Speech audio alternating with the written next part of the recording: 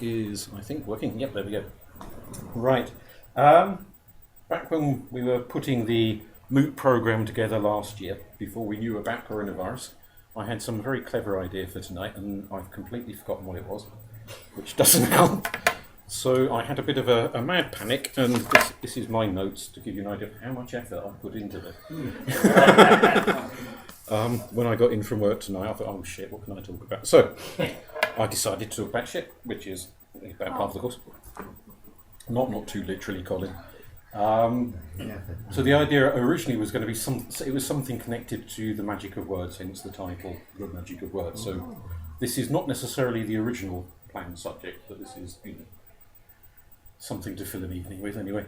So we'll start with a bit of general witter around some ideas coming in, a bit upmarket. We'll go sociolinguistics, that's something you can win a Scrabble game with, hands down. And then link that into paganism and mysticism and so on from there. But I did think to get a quote, so we can start with a bit of Freud. Very short quote from Freud.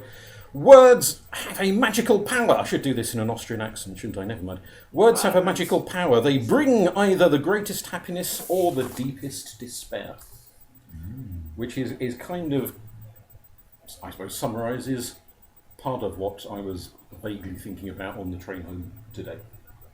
That how we understand magic now, obviously, perhaps the idea of words and magic, it conjures up ideas of abracadabra and all this kind of thing, words that cause magical things to happen, and there will be a bit of that as we go along. But any kind of word, arguably, has an impact. We understand the world through language, we communicate with each other, we shape, we form ideas.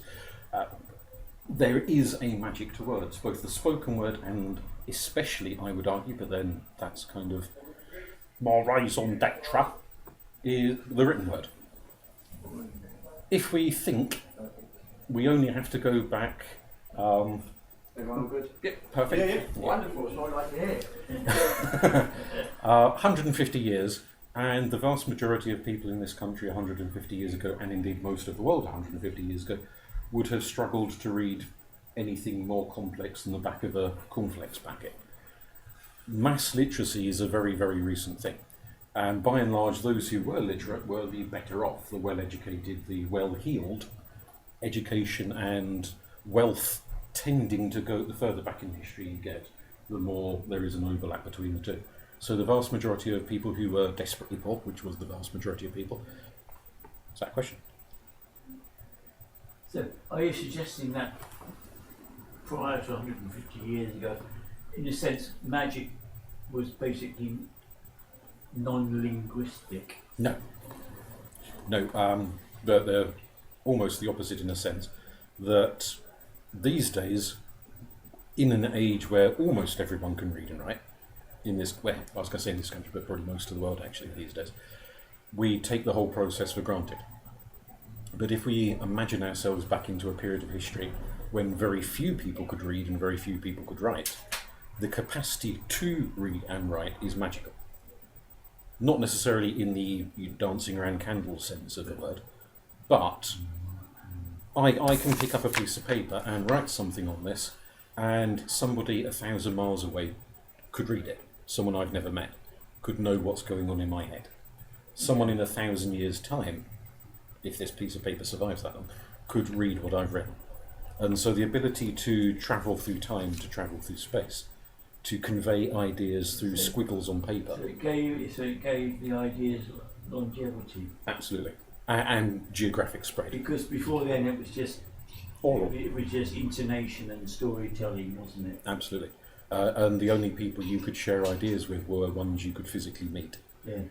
The reliance on memory to convey that, which is, I mean, some people do have fantastically involved memories, but there is, even if we don't tend to use writing these days to say much of anything particularly special, like shopping lists and I'll be late for dinner texts, and indeed, but the very act of passing through time and space with squiggles on a piece of paper is magical. Even if you're not saying anything particularly exciting with your squiggles on a bit of paper, there is something fundamentally magical about it. And maybe that was more obvious to earlier generations when it was a rarefied thing. when only the terribly well off and the terribly clever could do it. And most other people would look at a bunch of squiggles on a page, and that's all they would see, a bunch of squiggles on a page. That's magical. Yes, it is. Yeah, yeah. In a slightly depressing kind of a way, but it is. But it is. I can talk to someone, I can see them instantaneously, it's magical. Absolutely. It transcends Like time and space. recording someone's. I mean, after someone dies, they've got this huge self-story that anyone can look at because it's all on their phone. All their past messages. Yeah. That's so Photos. recent. Yeah. Absolutely. But will it last 1,000 years though? Maybe. And if it doesn't, Yes. I'm sure we'll find some way of transcribing it to other forms. But it's almost like a form of necromancy. I can find out what Plato thought. Yeah. Yeah. If I read a book of Plato's words, I am conjuring the dead. Yeah. And anyone can do it. You don't have to have a big pointy hat and wand to do it. Anyone, to a point, if you can learn to read and write, can engage with people who've been dead centuries, thousands of years. If they realise they can do that. Reading and writing is the heart of communication, isn't it? Yes. And challenging because obviously it lacks the intonation of voice. And for most of human history, we have relied on body language, voice, tone of voice, facial expression, none of which you can really get. I know we've got emojis now, but You can't get that Yeah. digital information. we can't. And so the written word is magical, but in a different context to the spoken word, because there's a different range It's of visual. things you can say. And you can see it. Yes. So It's in their that sense, version of recording, and yes, it's like they write it down and it's recorded. yes, And beforehand, it was a case of the spoken word. The oral We tradition, couldn't, wasn't it? we haven't got the written word, so we're limited of communication. it is. Coming from my own background, you could take the Druids as a prime example of this. If you store all your knowledge orally, and then people with a lot of sharp, pointy swords come along and chop your heads off, It's lost. it's lost. Yeah, It bleeds into the soil with your life essence. Whereas if you're as literate as the Romans, the Greeks, the Egyptians were, yes, your knowledge can be lost for thousands of years till someone digs up the Rosetta Stone. Yeah. But it's there. Yeah. And one day someone can divine it again. Which brings us sort of to a secondary issue. One of the key issues with the Rosetta Stone, as I'm sure most of you are familiar, it was 1799 that it was dug up, and eventually it took years and years to translate it, but they got there eventually. It's the same passage, but written in 3 different scripts on different sides of the rock. And so because they could already interpret some of those passages, they were then eventually able to work out what the hieroglyphs must be saying by default. One of the questions that comes up in sociolinguistics, which is a study of language from the point of view of sociologists and anthropologists, how easy is it to translate from one language to another? There's actually a whole school of study of the philosophy of translation. Because you say something in German and you want to put it into Japanese. Are you quite conveying the same thing? Because you can do a word for word. You can put stuff into Google Translate and it'll give you some really odd passages because it's doing a literal word for word. Yes. And it misses a lot of the subtle nuance and the meaning and the context by doing word for word. At the moment, I'm trying to help someone translate something from Italian to English. To put into English what they want to say, or what they have said already written down in Italian, you've got to use different words to convey the same meaning. Yes. So are you just translating word for word, or are you translating semantically? What do they mean? Right, what's the English equivalent of what they've just meant? But then you've got to understand what they mean in Italian or German or whatever language it is to start with.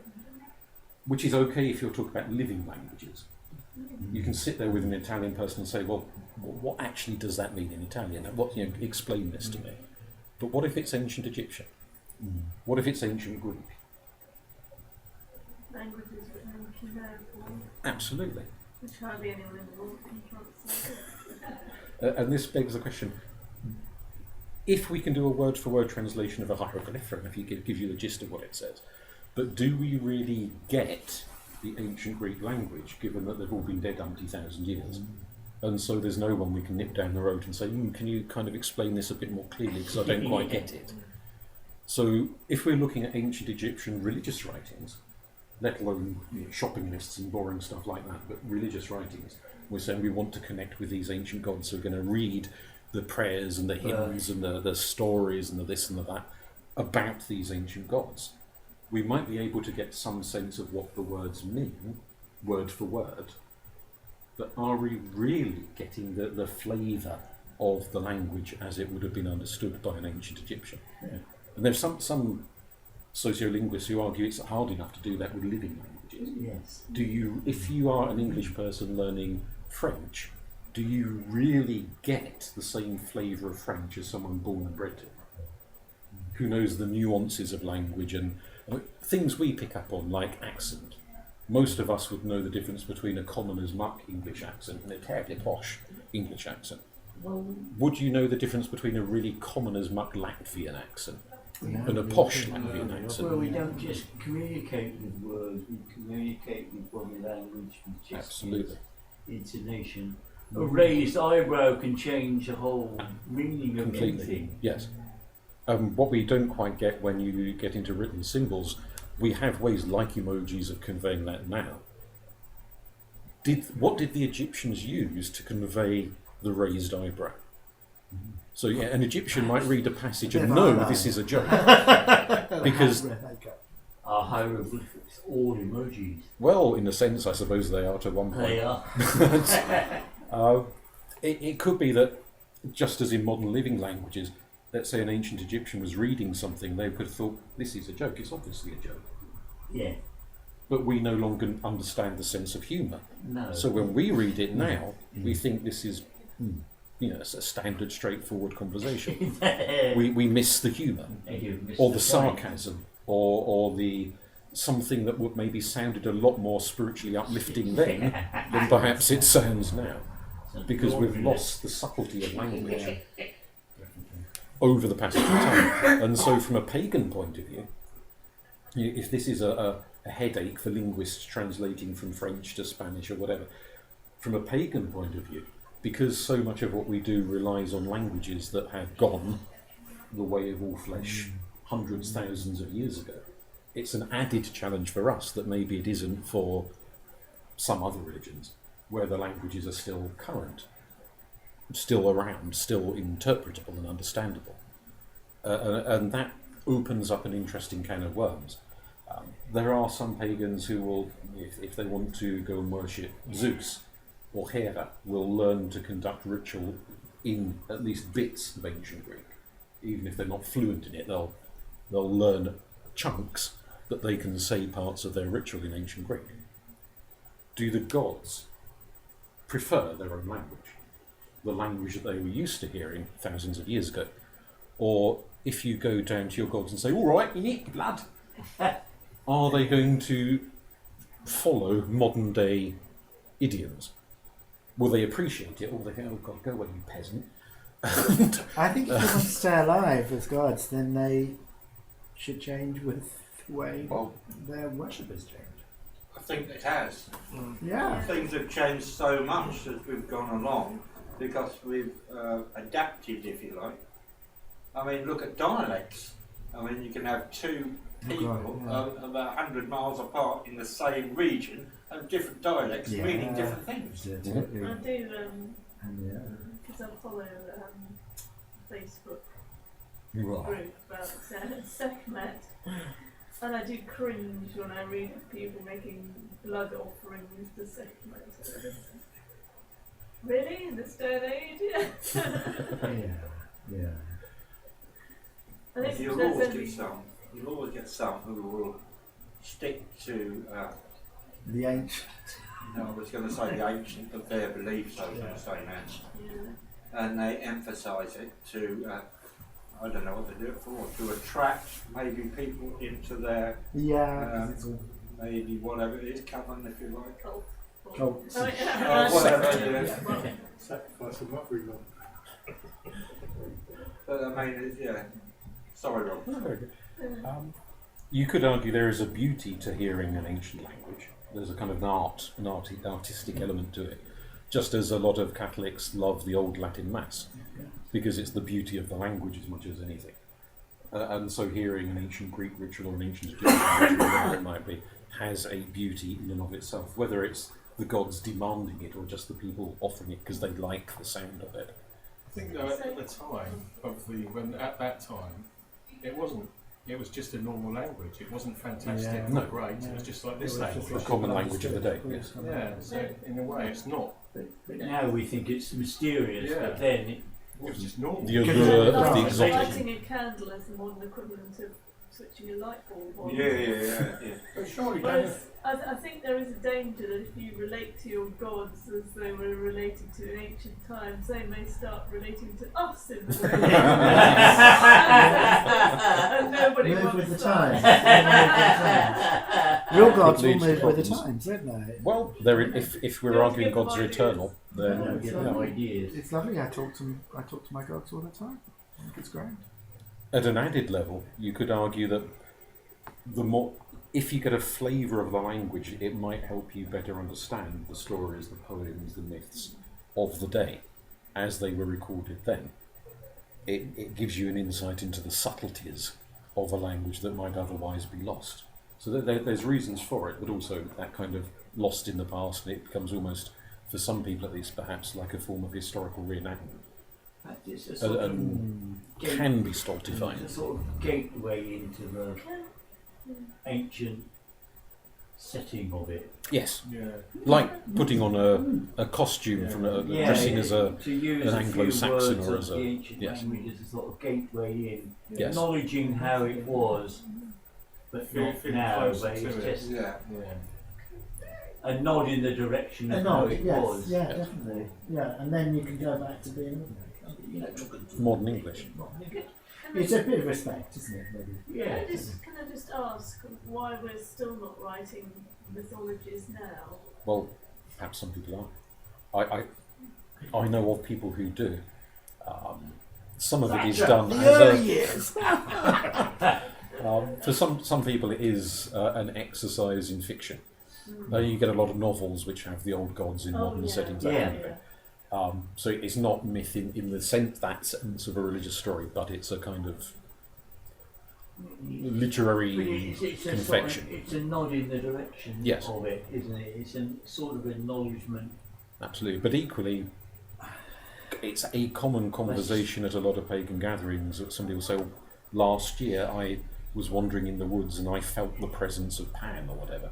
And it's an anecdote rather than a full-on myth. It's not some big elaborate story, but it's an element, and maybe that's how a lot of myths started. Yes. Somebody said, "I had this dream, I had this vision, I had this experience," and over the course of 500 retellings, it's kind of flown into a more elaborate story. I think we rely on 20th and 21st century technology too much.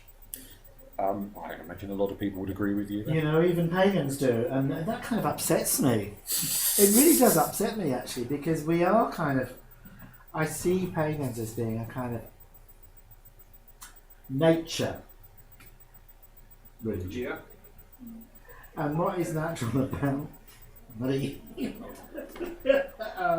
looking at a screen and finding all your information from a screen? Nothing is Well, we say natural this about now, what's it going to be like in another 50, 100 years' time? Well, that's fine because we'll all be dead and we'll be starting again. And I don't mind. You know, I Or you always don't mind wanted to being be dead, here. or you don't mind... I don't mind being dead. No. I've always wanted from time as a teenager to be around when humans were were on their way to extinction, and I wanted to be in that because I knew that I didn't mind being extinct. If you know what I mean. Yeah.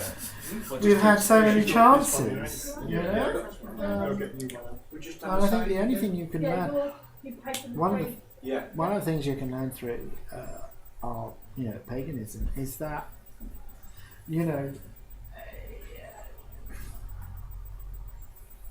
that you shouldn't be afraid of. Existence is like totally different things to totally different people. I mean, we could still. I'd like to think, and I think a lot of us we could still exist, but just in different ways. You know, humans are the worst animal that's ever been. Oh, I absolutely. think definitely humans have a big need to communicate more than. Oh yeah, more than any. And Yeah. now with technology, there's this huge resource where you're just over communicating. And it's all down to business. It's down to greed and money, Yeah. isn't Absolutely. it? It's down to greed and. But- Remember, we're all connected, I know. no matter what. We have got no choice in the matter, have we? Which is so But sad. Well, I'm sometimes talking we about have we're all choice, which is connected wrong. to everything. And if you're not, you're not there, are you? Which is so That's where the sad. nature comes in for us, the pagan, surely, as we're all connected to Mother Earth, As Father long as Sky, if you like. as long as we don't forget that, you know, as pagans, we've got that. There may You know, be a we're danger that pagans, we but But the start. natives always say you're connected. Whether you walk on two legs, fall, fly, crawl, Precisely. we're connected. I mean, It's how much beer we've had as to whether we start crawling. but you know, from I pagan was going to history just come in and with that one. pagan tales, we know that we can be birds, we can be a fox, we can be, you know, because that's the way There's, pagans. But that's not a verbal communication. It's not No, really, it's a is it? spiritual. It's That's- not a. that's your a way This of- words. yes, yeah, it is. it's so sad. There's a rather lovely Breton story from Brittany, Yeah. France, of two guys who are kind of wandering from farm to farm as labourers and just hiring their, a few days here, a few days there, a few days off. And it's this, well, the story usually says it's Christmas Eve, but possibly an earlier version might have been more Solstice Eve than Christmas Eve. And the farmer says, yeah, you can have a bit of work and you have to sleep in the barn. Because you ain't sleeping in my daughters. And they're dossing down in the barn. And because it is either Christmas Eve or Solstice Eve, depending on how you want to go, that's the one night of the year when humans can understand the language of animals. And so the donkey is talking, and the cow is talking, and the ducks are talking. And the guys pretending to sleep up in the hayloft, hear the animals talking. And hear the animals discussing the fact that this is the one time a year when humans can actually understand them again. And in the good old days, before humans turned into such bonkers, everyone could understand the language of animals. And so the idea of language is not only restricted to humans. No. It's an ongoing discussion within psychology and sociology. How do you define language? So if you've got a parrot talking to someone, and it repeats a phrase, Polly want a cracker, does the parrot actually understand what it's saying? Well, some would say no, but others would say if the parrot knows in saying that it gets the cracker, Yes. in a sense, it understands the functionality of what it's saying. If I want to say, I'm going to say this. Yes. Yes. And obviously, dogs, cats can respond to tone of voice. Whether you sound happy, you sound sad, which is a form of communication. Not of language, full on. But yes, absolutely. Words, Big glass of wine. tone, I guess so. Tonality comes into it, as it does with a lot of human languages. yes, Mandarin in China is a very tonal language. so is Japanese. Yeah.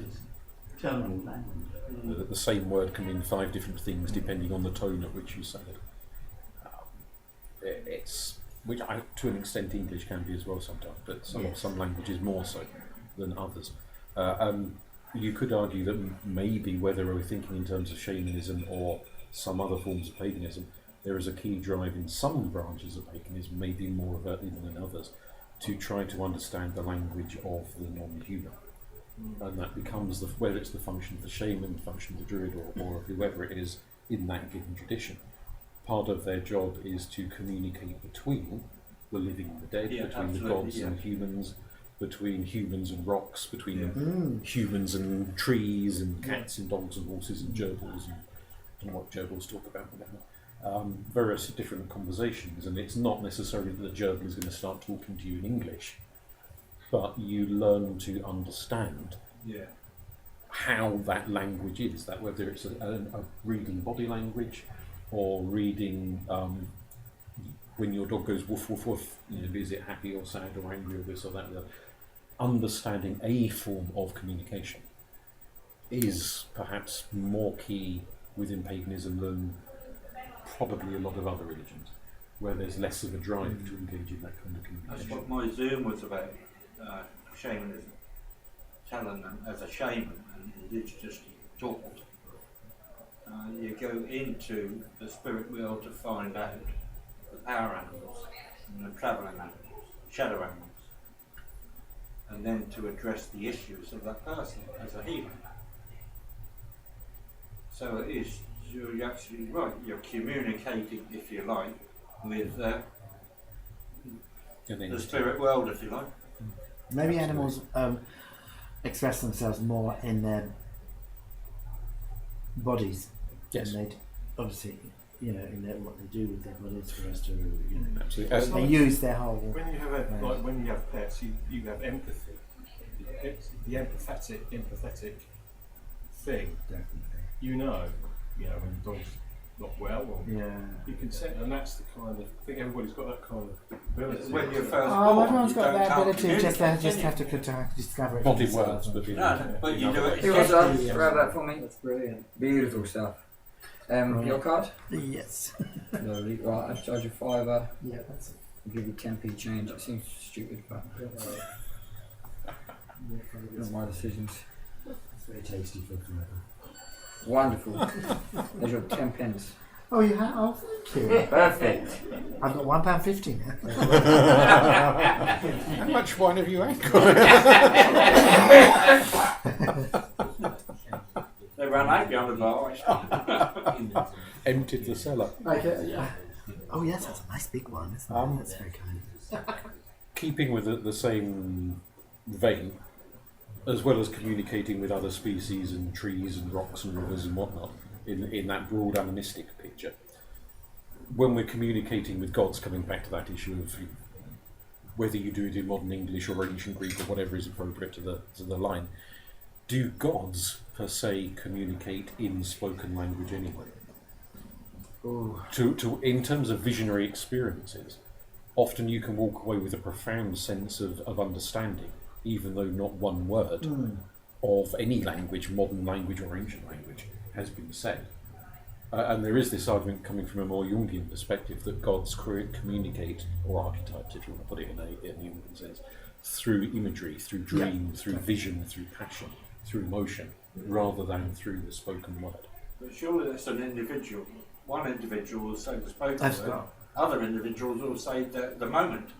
Indeed, and it may vary from deity to deity. So a god associated with language, going personal experience, is more likely to communicate in language than a deity associated with the forest, which may be more of a kind of primordial emotional response that you get from that encounter, rather than some big long screed of words that you walk away with.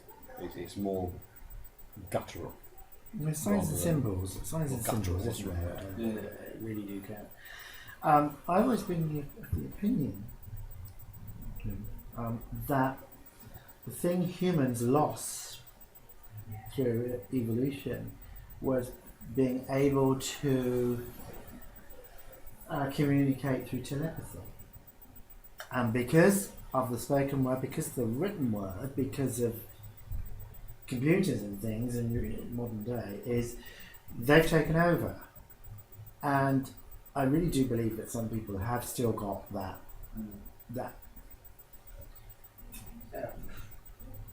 of being able to read people's minds, and I think we see it as a trick, we see it as magic, don't we? Not even Paul Daniels type stuff. Yeah, and I think they are some of those. I would love, because sometimes you're out or you're talking with someone who say the same word at the same time. You finish your You sentence get on little it. bits through, but most of us lost that, and I think, wouldn't that be wonderful if we could get that back? I think we had it. I think we had it. Look at blood relations, like a mother who's 100 miles away from her son, and the son's in trouble. All right, knows to ring him up. But also, I think That that kind of thing. I think that was a world human thing wherever you were, you look at the pyramids. How old? 5,000 BC or something, aren't they? But the same thing was happening in Machu Picchu. Yeah. Same thing was happening in Britain. And the Aztecs. How yeah, did yeah. they know? They didn't Same time. know, did they? Yeah, and Vietnam. Well, I do have a theory that because they didn't all happen at the same time, they happened at different times. So it's possible that the same people reincarnating into different societies and cultures at different times. So they had the memory of building pyramids. So it was that much difference, was it, Yeah. in time? Oh yeah. Was it? yeah. Okay. Well, it said that the Egyptians said men with elongated bodies, fish tails and heads came down from the sky to educate us. That's what they So the say. Daleks started, I'm telling you. Well, it's funny how all these big civilizations kind of pointed towards the sky Well, and made their way towards the sky. the word for we come sacred, from the sea, don't we? It's the pole star. they're in Gaulish, the word for sacred, which is also goes to Irish as nemed, stems from the root word for sky.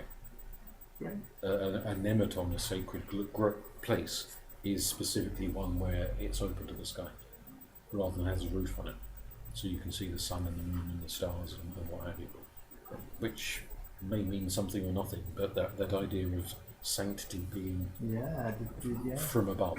Some of the places I lived, you could see the sky, but not.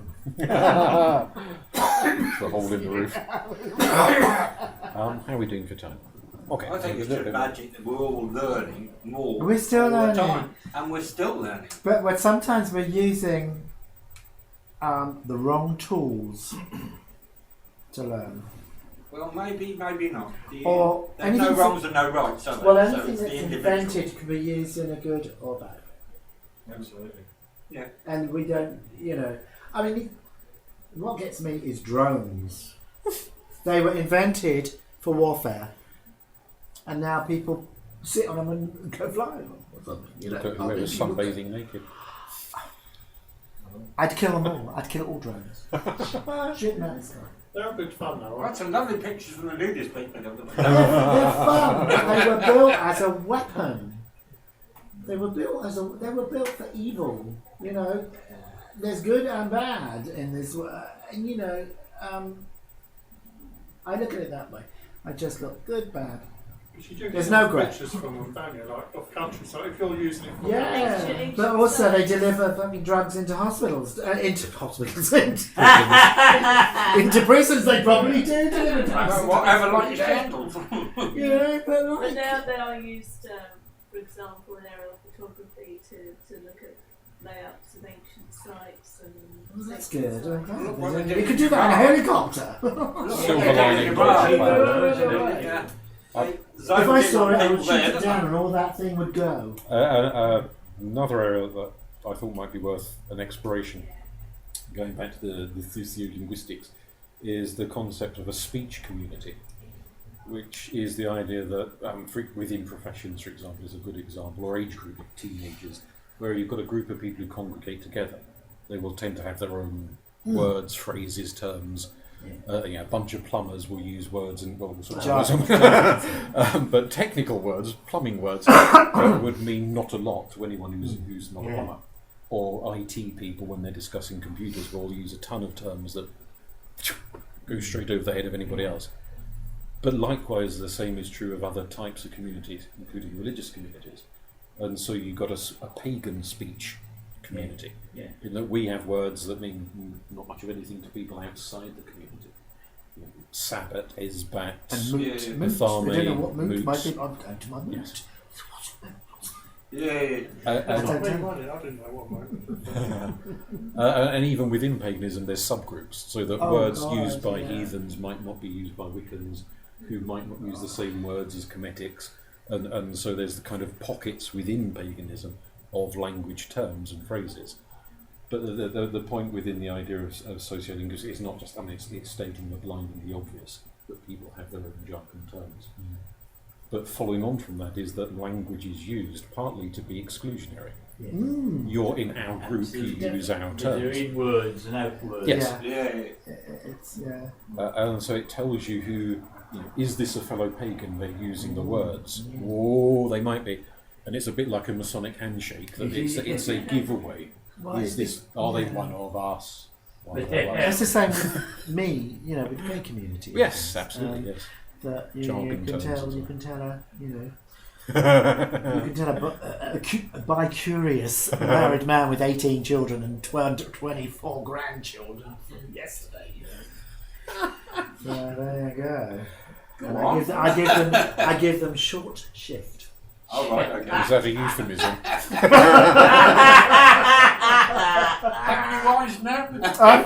I'm single now, so I've got to start looking at 62 nearly. Oh dear. You've also got the sense that language is a way within this idea of establishing status. Oh. So you can think that, I mean, partly it's like posh language versus the language of the street. But if you've got a pagan who comes into a group and says, "Oh, are you celebrating Samhain next week?" Oh no. Immediately, a lot of people are going to think, "Oh, I bet you've only just started." You'll kind of put them in they're new because it's we've all done it. Yeah. Absolutely. Mispronunciation or not quite getting the right word for the context, so that they're trying, but they haven't quite got it yet. But equally, somebody who comes in and they're rolling off 57 jargon terms, that sets the status, but in the opposite direction. Clearly, this is the Grand High Arch what's it of Ujar, because they know the lingo, they know the jargon. That would be you, Robin. Only on Sundays. But you can go down and you can speak to the normal people in the way. Down with the kids in it. I mean, but you're a linguist, aren't you? To a point. Cunning linguist. Yeah. You are. No, You get such a an clever old man. walks, don't you? Whatever you do, there's always going to be someone who is going to not criticise so much, but query of what you're doing. Yeah. Yes. And that's life.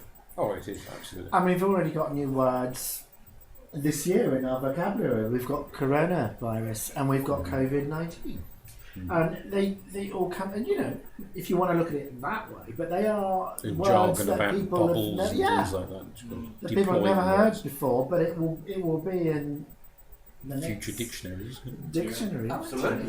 And we're not alone. If we're still alive, I don't know if we can make a dictionary. There's always going to be new words. I mean, which is wonderful. It is, yeah. But it's so sad that when we get new words, we lose words, don't we? There's a wonderful medieval word I want to bring back, which is jumentus, which means somebody stinks of horse piss.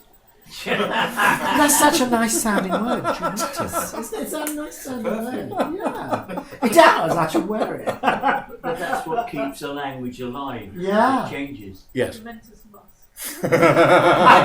Must as well. The latest eau de cologne. We're selling that one. Because you're worth it. The farm workers. Can I ask, is it pronounced Jumingus? Jumentus with a T. Jumintis. Oh, okay. I just wondered, because we sometimes say minging, and I just Oh, wondered well, if that was a derivative of that. Something. It might have been some kind of evolution along the line as the word changed pronunciation over time, possibly. Although that might also come from a slightly ruder word, actually. It's kind of too Essex, isn't it?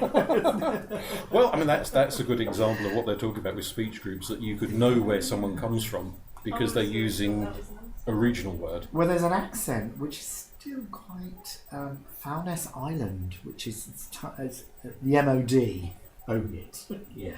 My dad worked there for half his life, but you have to go across a bridge with your pass, even if you live. But there is a village on Foulness Island. Yeah. And these people, You can't get in. You've got to go no, you through can't a get in. control point to get in. But it has its own. This little tiny space has its own. What's the word? Dialect. And people, if you don't know what, yes, it's been on telly, and everything. And I thought, I haven't been there. I wouldn't want to go found this. It sounds like, I think it looks like it sounds actually. They had this ague. They had an ague down there in the Victorian times, mid-late Victorian times, and all the men were dying. And they sent all these men, all these police people, peelers, I think they were. I don't know if they were real police in those days because it was such mid-Victorian times. And they sent them down to find out what it was all about. And they died as well. The women lived. It just killed men. This ague. You sure they killed just men. weren't bumping them off? It's Poisoning in their a lot tea of or books. something. If you read like the history of Essex and things, it's in a lot of books. It's just this. It was. What's the word? Very swampy in those days, but it affected the men, and it didn't affect the They would be women. working with the boats and everything. Yeah, the boats were on the land when it was dry. Yeah, it's an evil place. Well, Essex was notorious for marshy Yes, it plague was. in the marshes. I don't know why. Ipswich used to be a Ireland huge used to marsh. be- It once upon a did. time. I've been Ireland reading, used to be yes. full of fevers and Yeah. tick-borne disease. So if you weren't on the top of a hill in Ipswich, you were fucked. Essentially. You know, because we're surrounded by hills, aren't we? As a town, we're surrounded by It's hills. like a valley. It's very interesting. Ipswich is a very interesting site, actually, I think. One of the kind of knock-on features of this idea of a speech community is that in a lot of communities, obviously, let's say an ethnic group you would be born into and therefore you'd be raised learning the language of your parents, your grandparents, your aunties, your uncles, the rest of it. Within paganism, we're a bit hit and miss on that one in terms of how we bring new pagans into the fold. Yeah. We've got things like the stuff we have in Ipswich with the intro to paganism courses, but not everywhere does stuff like that. And obviously there you get specific groups, a coven, a druid clan or whatever, that has a kind of a teaching thing as you join in. And part of that teaching is learning the words, learning the language. But also not just learning a set of words, but learning the ideas that go with the words, learning the concepts. So you can learn the word polytheism, and it's just a word, but do you get it? Do you understand? Does it have a resonance to you? And that's part of the, if you like, the induction. Is not just here's 15 words, memorise them, and I'll test you on it next Tuesday. Rather, it's saying you've got to Understand these words. Yeah. yes, and it's got to start meaning something to you, and that's how you become part of the group, because that way of thinking becomes your way of thinking. Maybe this is something within modern paganism we need to, all sorts of communities need to take on board. How do we pass this on to the next bunch of I think we're kind of pagans a bit who of are a coming special along? group of people, because possibly one people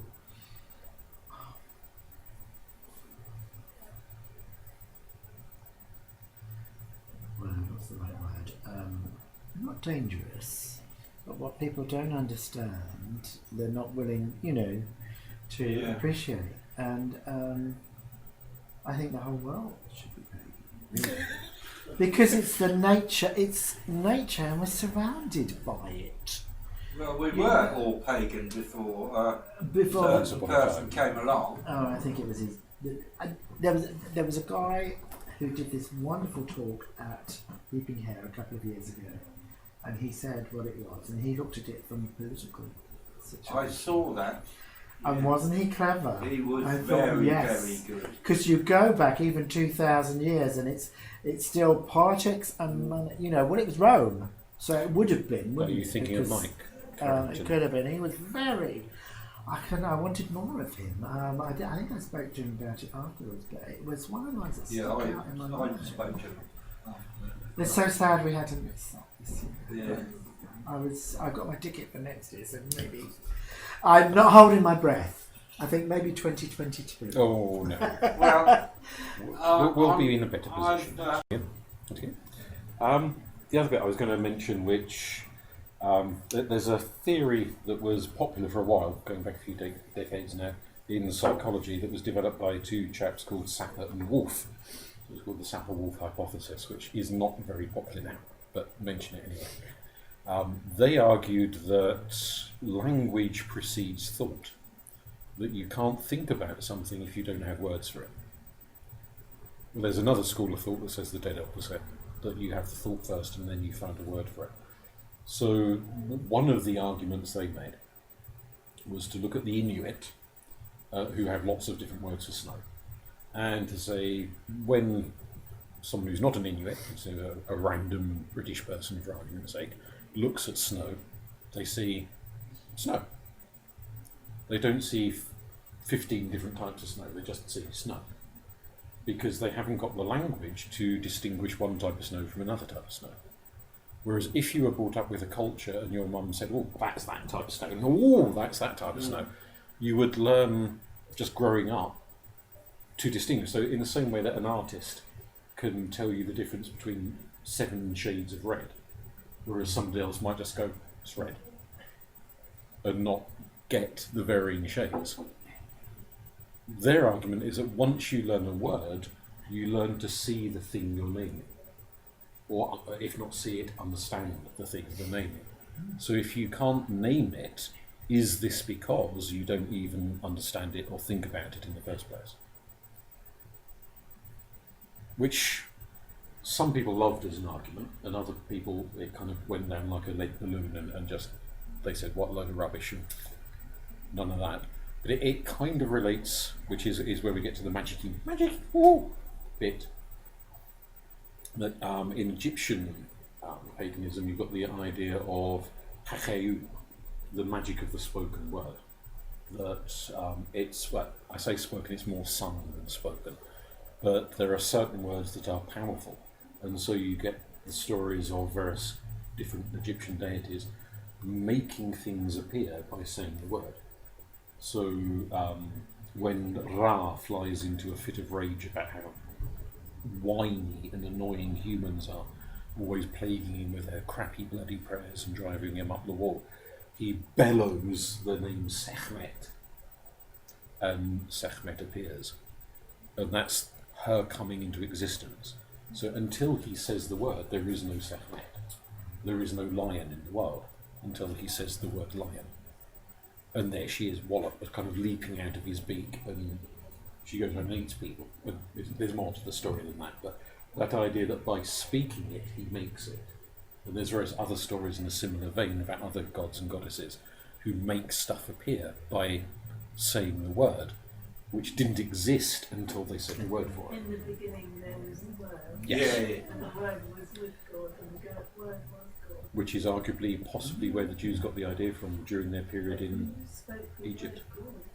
The primal word who was spoken. there to speak it? Maybe it was an easy thing for a baby to God. You know, I don't know. Because they can say man and things. They just say sounds, don't they? Maybe it was a sound. But as an idea, I mean, you don't have to go fully down the Sapir-Whorf hypothesis argument in psychology. But the notion that as you grow up, it does relate to this idea. There's a Swiss psychologist called Piaget who did a lot of child psychology and ran with this idea called schema or schemata, that we learn to associate concepts in our head as we're taught them. Yeah. So the very first time when you're a toddler, you see a furry thing running around and you go, oh, cat, and your mum goes, no, that's a dog, dear. So you learn to distinguish between a cat and a dog because they're both furry things with 4 legs. So do you know the difference? Until somebody tells you that furry thing isn't the same as that furry thing. Gives you a word. Gives you a word for it. And it's not obviously that you create dogs out of thin air because you've learnt the word dog. Rather, you have internalised the concept you of dog. refine the concept. Yeah. And so you can take the Sapir-Whorf hypothesis in that sense, that when you name something, it's not that it appears by magic, but that the idea is then in your head. And so you create it for yourself at least, or whoever told you the word creates it for you. An argument put out is that in some languages, for example, they have no word for prostitute. Now, is this because in those cultures no one's ever gone, fancy a bit, darling, and it costs you £5? No, they never needed a word for it because no one's done it yet. Or because it was natural to them. Well, because it was. Yeah. that's an alternative argument that sometimes there are euphemisms. One of the old Chinese euphemisms for being gay was cutting the sleeve. And there's a story behind that as to why cutting the sleeve. Because they didn't have an actual word for it. That bloke fancies other blokes, there wasn't a word for that. So they'd go, oh, he cuts the sleeve, you know. And people would understand the story behind that, which is all to do with the Chinese Emperor Ai. His boyfriend fell asleep on his sleeve, and rather than wake the boyfriend up, he cut. Because there's the massive, great sleeves that they had on. But it was quite Imperial natural. costumes. It was quite a natural thing to them. They had male and female. Yeah, I just wasn't an issue. Yeah. But again, that idea, if you don't have a word for something, No. is that because you don't do it? Or because you just don't There's think no of it as a necessity. thing Yeah. that needs to be named? Yeah. I mean, so you could be in the situation where, yes, there are blokes who shag blokes and women who shag women, but no one's thought we need to call that a special name. Because there's no special name for people who shag blondes, or people who shag gingers, or whatever. We don't have a word for the hair colour you fancy. There's not I'm a term. redhead. Yeah. You know. So, sorry. But we have a term. If you fancy this gender or that gender, there's a word for that. Yeah. But not a word if you fancy this hair colour or that hair colour. So it's a very Because we- powerful thing. Yes. To name something. To name It makes it real. It makes it because then there's a whole new ball game. Yes. With that word. Absolutely. And it's a thing suddenly. But who suddenly decided that? Who decided? Well, that's a dog and that's a cat. Therein is a whole debate. The Egyptian argument is that there are sacred names to things, and if you know the name of the soul, knowing that word gives you the power of all sorts of things, to hurt, to heal, to do all sorts, to the thing that you use name, true name, not day-to-day name in the street, but true name. No. And so this idea that there is a language of the soul, and humans can pronounce some of the language of the soul, but there may be some words that you would need a totally different larynx. You'd have to be a bird or a crocodile or something to say that word. So is the true name of Sebech the kind of word that you'd have to be a crocodile in order to say, because you'd need that shape of larynx in order to say that word. And so the closest humans can get is Sebech, but it's not really his name. Because it's got like the wrong Yeah. thing in the teeth. Isn't it? He's a crocodile. So he doesn't speak the way you go. No, that's good. I've never. And the true name of Haru, the falcon, would you need a falcon's larynx to actually say it properly, rather than a human larynx? Because we assume humans are the end all and be all of every fucking thing under the sun. But are we? And that idea that the true language of the soul is not something specific to human beings, but that everything in creation, you could argue even stuff that maybe doesn't even have a larynx can make sound of some sort. I don't know what sounds Rocks. jellyfish make, but Rocks. do other beings participate in this language of the soul? Not just humans. I think it was like they have a vibration which could be unique. Absolutely, and that idea, again, in speaking the name Sekhmet, is it literally the idea that Sekhmet didn't exist until her name was spoken? Or was it rather she became distinguished in the mind of Ra? She was then a thing because he'd got the idea of her, whereas previously he hadn't had the idea of her. Like this idea of saying, well, that's gay or that's So this what or you're that's saying that. about the It becomes vibration then would fill in there. Yes. Yeah, the vibration, yeah. Because if a person in this, as we know now, we pick that up from anybody through their mood swings and maybe their emotions. We and can maybe feel an atmosphere. yeah, an atmosphere. Yeah, absolutely. But we can't name it. No, But we can feel it. but we feel that We vibration. feel the effect of it. Yeah, we do. It's an interesting comment. Can you discuss? Let's go for that one. We've got the idea that some people are blind and some people, well, the idea. We know that some people are blind and some people are deaf and some people can't smell and one thing and another. there are people who you try and explain a psychic experience to them, and they'll look at you as if you're a bit mental. Is it because they are not able, in the way, if you were trying to explain to somebody who'd been blind from birth what blue is, Yeah. where would you even begin explaining that? Where would you start from? If they've never seen any colour ever at all, and you're trying to explain blue to them, what words would you use? There is a potential argument to an answer to this, rather. And I've seen documentaries on this. The idea of hold something cold and hold something hot, and red is hot and blue is cold, and therefore you translate it into a sensation that a person can experience, and say, well, this is kind of like blue, and this is sort of like green, and it can kind of convey an idea in that sense. But obviously, it's not quite the same thing. To say hot is red, and blue is cold, and green is slightly cold, and all that sort of thing. But how you convey and if you've had a spiritual experience and you're trying to explain it to someone who's never had it, you don't even have a common language to explain it in. In English, I mean, maybe some other languages possibly, but in English, this isn't something we have many words for. So we have one of my favourite words of the week, because it keeps cropping up in Good Omens, ineffable. Oh, it's ineffable. In other words, I don't fucking know. Nice word. It's beyond description. That's good. But that's where the conversation comes in, doesn't it? Whereby we can, logistically, if you like, talk to people, but that's maybe our opinions that turn into not their opinions, but an argument for that, and the conversation starts. The conversation. Yes.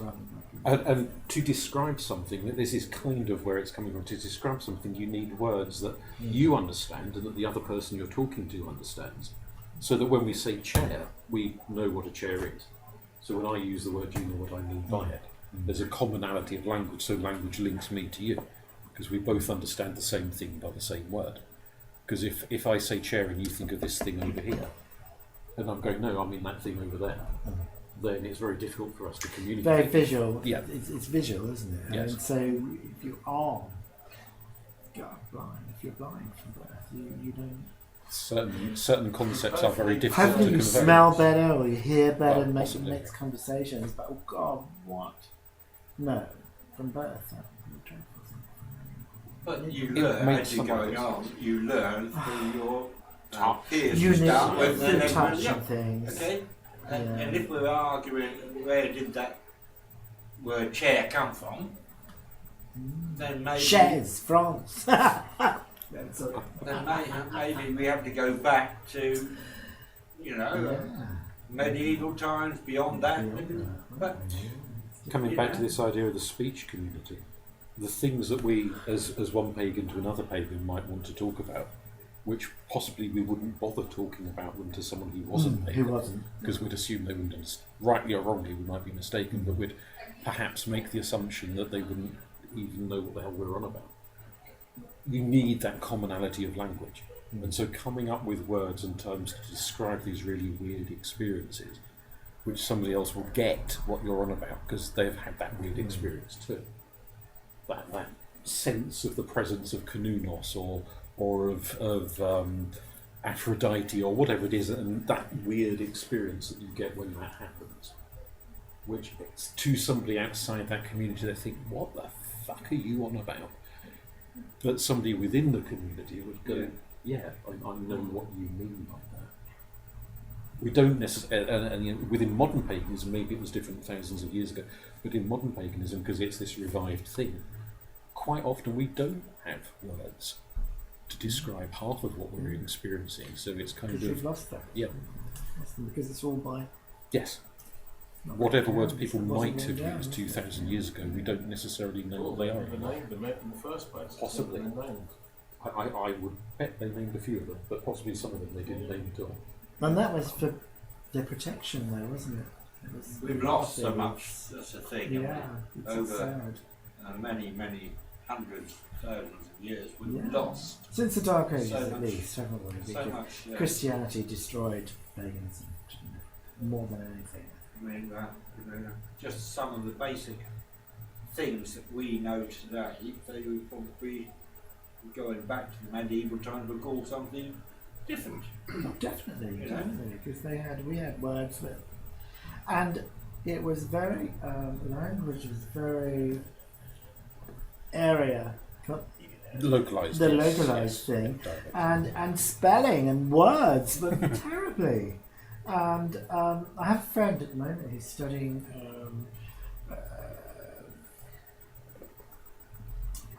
medieval texts and things, and he was saying from one village to another it would have been spelt differently for the people who could spell. At all. And yeah, because it was. I mean, till what it was, the late 1400s, we didn't have printing, did we? That you couldn't do it. Yeah, so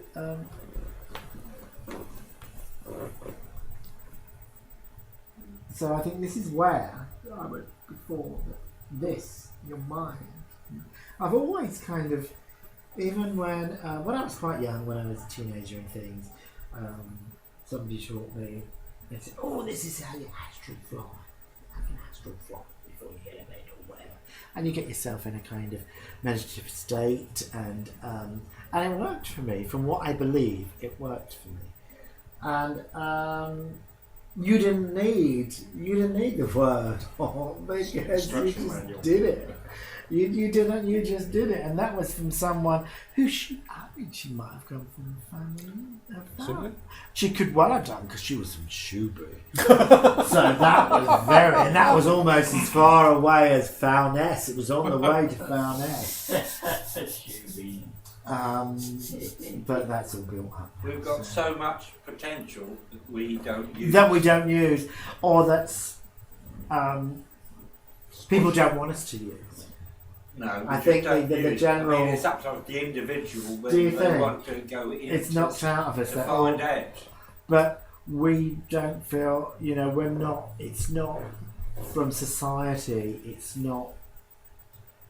Sometimes we question ourselves. I've got that. I mean, people think I'm weird. I talk to the dead. No. Yeah, but you They are. think at the end of the day, I bring them information there that is non-disputable.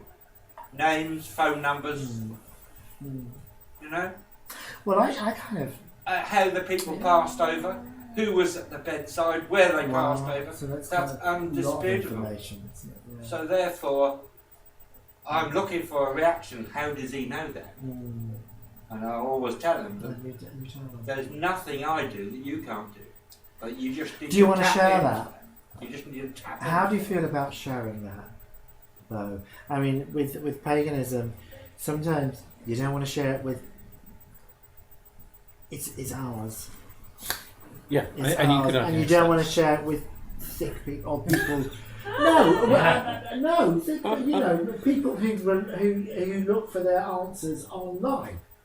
Talk to Mr. Doodah rather than go to a book, rather than ask someone who knows about it. I mean, you go online and you hear 10 different bloody answers for something. I do it just. Well, it depends if you know where to look, really. Well, it does, but it's difficult. Problem isn't is it, when the you- interpretation of the when you're not person who wrote the book. Yeah. Well, if you get a pimple on your finger, you're going to die of cancer. Aren't you? You've got to Google. I've got a pimple on my finger. I've got a pimple on my back at the moment. It's like, that needs cutting out or I'll be dead. I'll be dead. I think we're going off the subject. No, I do, but you're right. We do. A lot of people do. A lot of people who look for paganism online will only look at someone's. Won't they? Absolutely I have got limited hundreds of books, and all different views, and I can choose the views I want to take. Because I've got knowledge. I've got knowledge I believe from my life knowledge. I'm pretty old now, but yeah, and I can talk like you. I talk to my dead relatives all the time, and I say, "Auntie Mari, what am I doing? What am I doing?" a woman, and she'll say, "I can't leave her alone. Have a rest," you know. And she's been dead for years. She was my favourite auntie, but I kind of Turn to her. I turned to her and I liked her while she was alive. She was a good influence on my life. I wouldn't pray for one. You know, but, I think when the day comes when people realise that there's so many lessons in the death process and now in the life process, born, it gets closer, so people don't fear the death we shouldn't. anymore. We shouldn't. Because, Sometimes the way we wherever are. you think you're going to go, wherever people think, then you are going to go somewhere. Yeah, they're going to go And dead first. You're not, Yeah. you're not going to be in a situation where you're just going to be dead, rotting, and that's it. Your body may be, because Because your body's it's just like an overcoat, you get rid of that, don't you? Okay, it's not a bad experience when I had it. No, that's wonderful. How old were you when you had this experience? 37. I'm 37 now. Oh, so it wasn't. It's only about 5-6 weeks ago. Oh, fuck. Excuse me. Very recent. So, Wow. but you know a lot more